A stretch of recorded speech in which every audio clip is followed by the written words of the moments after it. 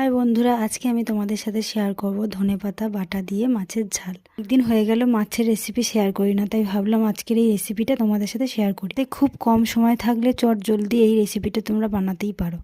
আমি ধনেপাতাগুলো ভালো করে ধুয়ে নিয়ে মিক্সিতে আমি বেটে নেব।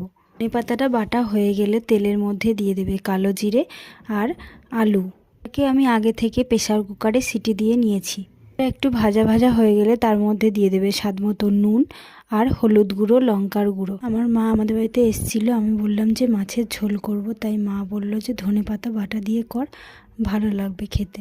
পরে এর মধ্যে দিয়ে দেব কাঁচা লঙ্কা আর টমেটো বাটা। একটু মশলাটা ভালোভাবে কষা কষা হয়ে গেলে তার মধ্যে দিয়ে দেব ধনেপাতা বাটা।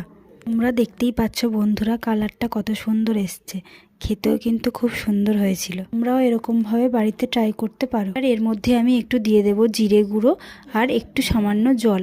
পরে লাস্টে দিয়ে দেব ভেজে রাখা মাছ। তোমাদের রেসিপিটা ভালো লেগে থাকলে লাইক করে দিও।